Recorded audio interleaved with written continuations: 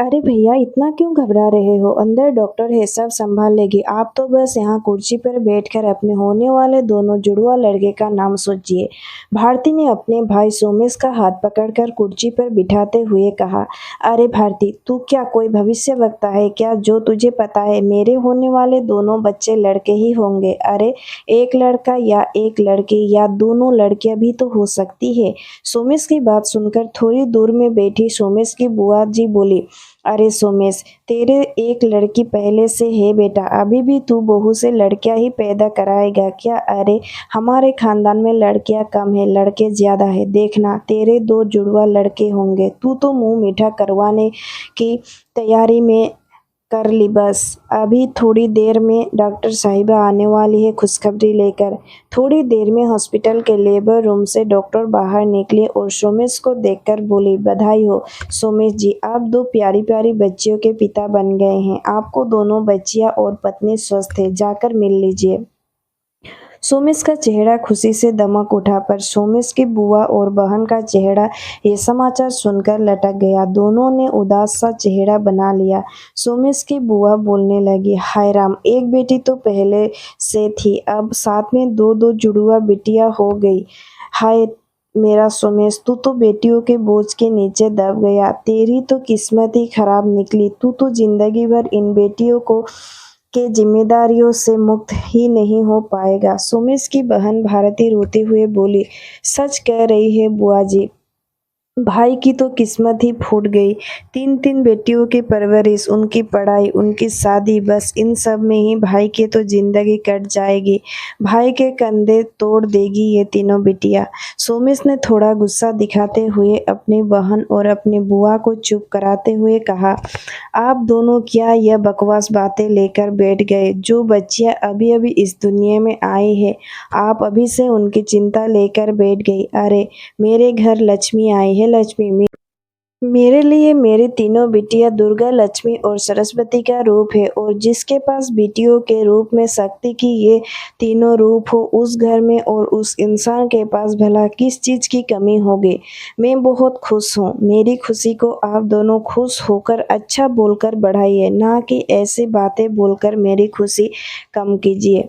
इन्हीं सब बातों में सोमेश का चचेरा भाई भी हॉस्पिटल आ गया। उसकी भी आज दूसरा बेटा हुआ था।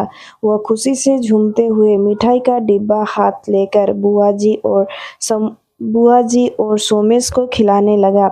मिठाई खिलाते खिलाते सोमेश का चचेरा भाई बोला, अरे भैया, मैं तो दो दो बेटों के पिता बन गया हूँ। ऐसा लग रहा है जैसे कोई शहंशाह बन गया हूँ। सच में दो बेटों के पिता बनकर मेरा तो सीना चौड़ा हो गया है।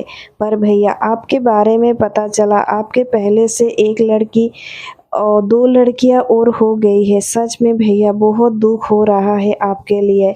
लड़कियों के पिता के कंधे हमेशा झुक जाते हैं और आपके तीन तीन बेटियां हो गई है। बेटियों के पिता हमेशा रंग बनकर रह जाता है। बेटियों के परवरिश और उनकी शादी उनको खाली कर देती है।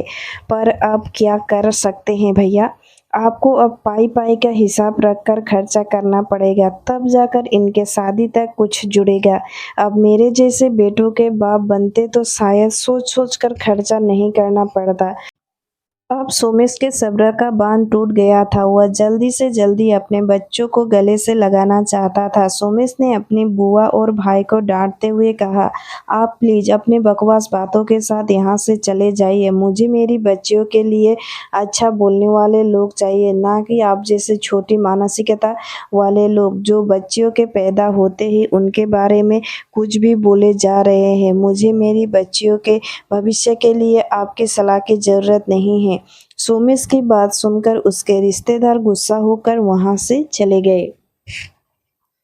सोमेश अपनी बच्चियों से मिलकर खुशी से बावरा हुए जा रहा था। अपनी पत्नी और अपने दोनों बच्चियों के स्वस्थ देखकर सोमेश भगवान का शुक्र अदा कर रहा था। धीरे धीरे समय बीतने लगा। सोमेश की तीनों बेटियां बड़ी होने लगी। सोमेश अपनी बच्चियों को अच्छे से अच्छे स्कूल में शिक्षा दिला रहा था। सोमेश की बेटियों को अच्छे स्कूल में पढ़ते देख उसकी बुआ उसको हमेशा कहती, देख सोमेश, तीन तीन लड़कियों को इतने महंगे महंगे स्कूल में पढ़ाएगा तो सारा पैसा उनकी फीस में चला जाएगा और कल को शादी कैसे करेगा?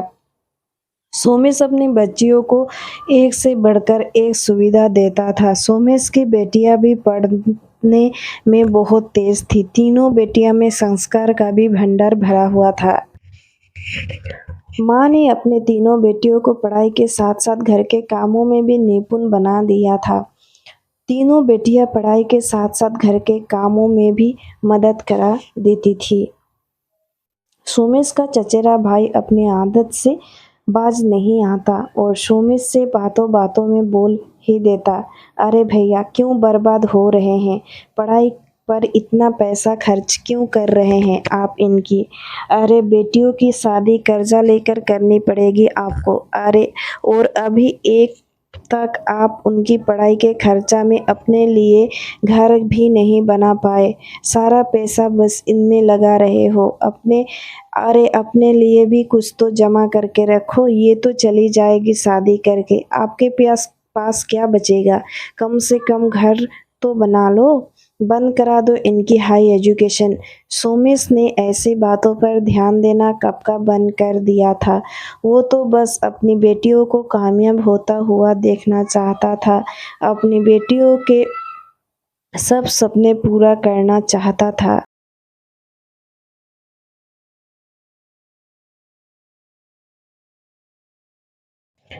आज सोमेश की खुशी का ठिकाना नहीं था। सोमेश की बड़ी बेटी ने एमबीए में टॉप किया था। सोमेश के घर बधाई देने वालों का तांता लगा हुआ था। अपने पिता को गर्व को फूले हुए देखकर सोमेश की बड़ी बेटी अपनी खुशी से फूले नहीं समा रही थी, क्योंकि वो जानती थी कि उसकी इस सफलता में उसके पिता की बराबर की मेहनत थी।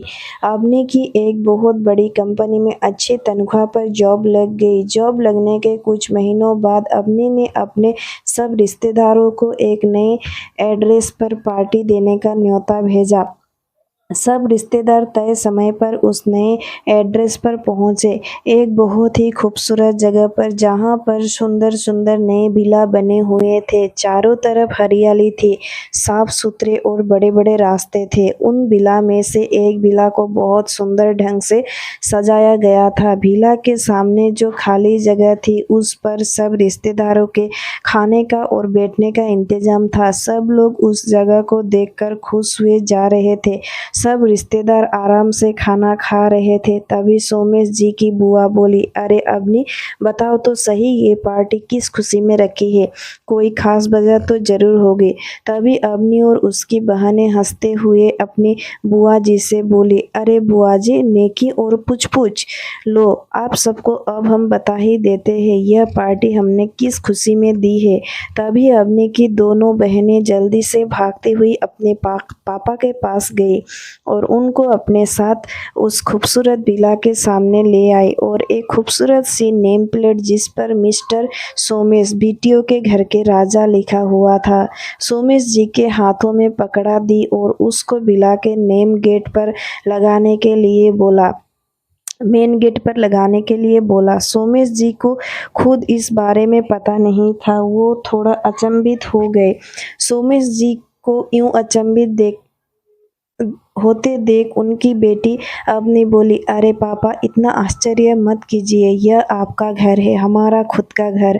आज से हम किराए के घर पर नहीं बल्कि अपने घर में रहेंगे। मैं जानती हूँ आपने हम तीनों बहनों की पढ़ाई के लिए कभी अपने लिए पैसे नहीं जोड़े, बस हम बहनों को पढ़ाने के लिए अपनी पाई पाई का खर्चा कर दी। लोगों के हजार ताने सुने हमारी पढ़ाई और हमारी दूसरे खर्चों को लेकर, आपने कभी लोगों की परवाह ना करते हुए हम तीनों बहनों को राजकुमारियों के जैसे पाला। राजकुमारियों के पापा राजा होते हैं, रंक नहीं। इस खूबसूरत विला के आप राजा हो और हम आपकी राजकुमारियां। मैंने मेरी कुछ महीनों की तनख्वाह जोड़कर और कुछ लोन उठाकर आपके लिए यह घर खरीदा है और मेरी छोटी बहनें भी बस अपना कोर्स कंप्लीट होते ही अच्छी कंपनी ज्वाइन कर लेगी, फिर हम सब मिलकर इस विला के बाकी के इंस्टॉलमेंट भर देंगे। आपके नए घर में आपका स्वागत है पापा। वहाँ खड़े सब लोग सोमेश के भाग्य को सराहना कर रहे थे। सोमेश की आंखों में खुशी के आंसू चमक रहे थे।